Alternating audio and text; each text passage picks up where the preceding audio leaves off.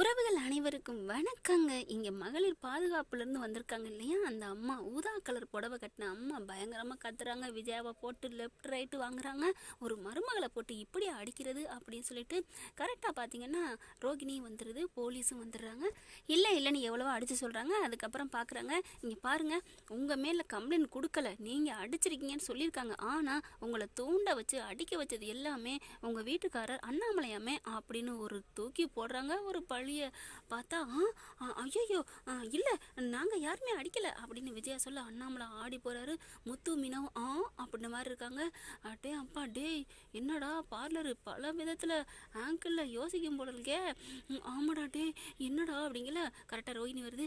ஆமாம் மேடம், ஆமாம், இவங்க நல்லவங்க தான் அப்படிங்கல. விஜயா என்னை நல்லவன்னு சொல்கிறா, அடுத்து என்ன சொல்ல வர்றா அப்படின்னு பார்க்க, ஏய் நான் எப்படி உன்னை அடித்தேன்? ஆண்டி நீங்கள் அடிச்சிங்க தான், இல்லைன்னு சொல்லலை. ஆனால் இந்த அங்கிள் உங்கள் வீட்டுக்காரர் இவர் சொல்லித்தான் நீங்கள் என்னை அடிக்கிறீங்க. அவர் தான் என்னை டார்ச்சர் பண்ணுறாரு, அவர் தான் என்னை ரொம்ப கொடுமைப்படுத்தினது. மேடம் நீங்கள் கைது பண்ணணும்னா இவரை தான் பண்ணணும். பாவம் என் வீட்டுக்காரரும் என் மாமியாரும், அவங்க மேலே எந்த தப்பும் இல்லை. இதோ இவர் சொல்லி கொடுத்து தான் அவரை அடிக்கிறாங்க.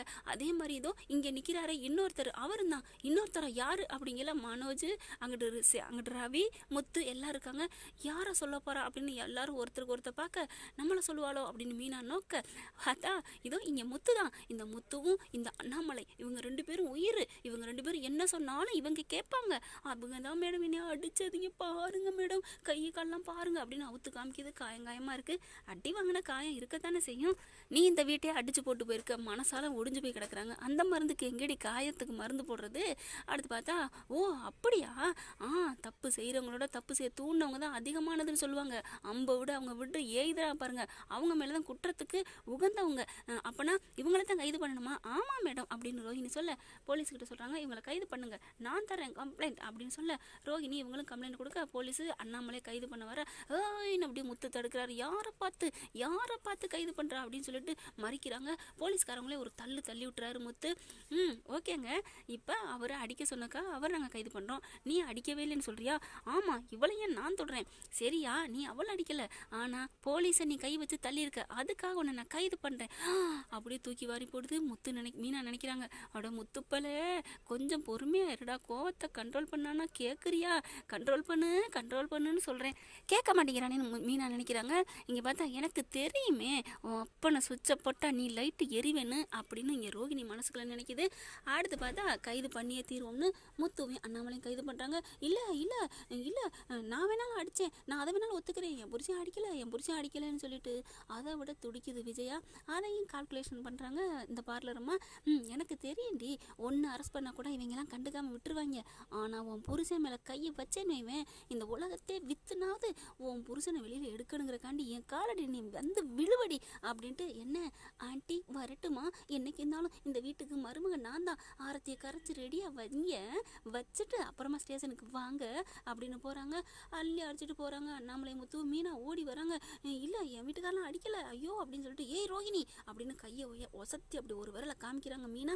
ரோஹிணி பார்க்குது, அடங்கு, அதுக்கெல்லாம் வேலையே இல்லை, உங்கள் குடுமி எல்லாரோட குடுமி என் கையில் இருக்குது தெரியுமா அப்படின்ட்டு போயிடுறாங்க. ஸ்டேஷனில் போய் உள்ளார போட்டுறாங்க.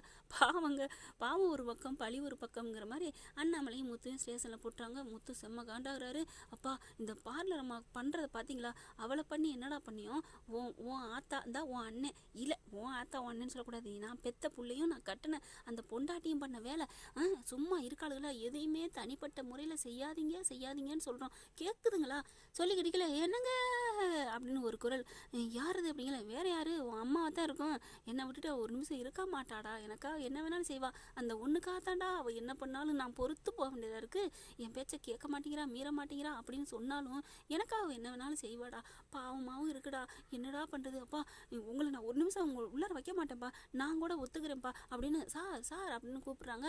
அந்த பிள்ளை அங்கே வந்து என்னங்கன்னு கத்திக்கிட்டு வருது. அதுக்குள்ளே என்னங்கய்யா அப்படின்னு வர, எங்கள் அப்பா விடுதலை பண்ணிடுங்க, நான் தான் அந்த பிள்ளையா போட்டு அடித்தேன், நான் தான் எல்லாம் பண்ணேன், என்ன வேணா உள்ளே வைங்க அப்படின்னு சொல்லிட்டு இருக்கல. அதுக்குள்ளே விஜயா வந்துடுது. ஐயோ நான் தான் அடித்தேன், என் புருஷனை விட்டுருங்க.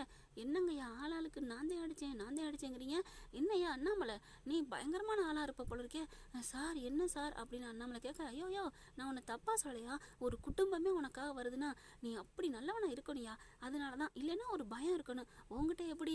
ஐயோ என் புருஷன் நல்லவருங்க சார், எங்கள் அப்பா நல்லவர் சார், எங்கள் அங்கிள் எங்கள் மாமா நல்லவர் அப்படின்னு மீனாவும் சொல்லுது. எல்லாரும் நல்லவர் நல்லவர் அப்படின்னு சொல்கிறதுனால அப்புறம் எப்படியா நீ அந்த பொண்ணை அடித்தேன்? நான் எங்கே சார் அடித்தேன்? அதுவாக சும்மா கம்ப்ளைண்ட் கொடுத்துருக்கு அப்படிங்கிறாங்க. அடுத்து பார்த்தா ரோஹிணி வருது. ரோஹிணி வந்துட்டு என்னம்மா அடிக்கவே இல்லைன்னு எல்லாரும் சொல்கிறாங்க. சார் அடித்தவங்க தப்பு செஞ்சவங்க என்னைக்கு சார் ஒத்துக்கிறாங்க அப்படிங்கிற முத்து பார்க்குறாரு. அப்போ பார்லர்மா எந்த தப்புமே பண்ணலன்னு கோர்ட்டில் சொல்கிறிய, அப்போ அதுவும் நீ ஒத்துக்காதக்கு அர்த்தம் தானே? அப்போ நீ தப்பு பண்ணேன்னு தானே அர்த்தம்? முத்து அந்த கேஸ் வேற இந்த கேஸ் வேற. ஆமாம் நான் ஒத்துக்காமல் போய் தான் நடிக்கிறேன், அதுக்கு இப்போ என்ன பண்ணுங்கிற? இது ஜட்ஜ் இல்லை கோர்ட்டும் இல்லை, அதனால இப்போ இது தான் என் கை காலம் வலிக்குது பாரு, இந்த அடியை கொடுத்துருக்காங்களே உன் ஆத்தாவும் அண்ணனும், அதுக்கு நான் பழி தீர்ப்பேன். ஏய் அதுக்கு அவங்கள கொடுக்க வேண்டியது, எங்கள் அப்பா என்னடி பண்ணாரு, நான் என்னடி பண்ணேன்? எங்கேயா சுவிட்சு போட்டேன் எங்கே தெரியும்? இப்போ பாரு உங்கள் ஆத்தா எப்படி வலிக்கு வருது பார்க்குறியா அப்படின்ட்டு. என் மைண்டு என்னை பற்றி என் கேரக்டரே உனக்கு புரிஞ்சுக்கலையே முத்து, நீ ஒருத்தன் தான் என்னை புரிஞ்சுக்கிட்டேன்னு நினச்சேன். சே வேஸ்ட்டு அப்படின்னு இங்கிட்டு வராங்க.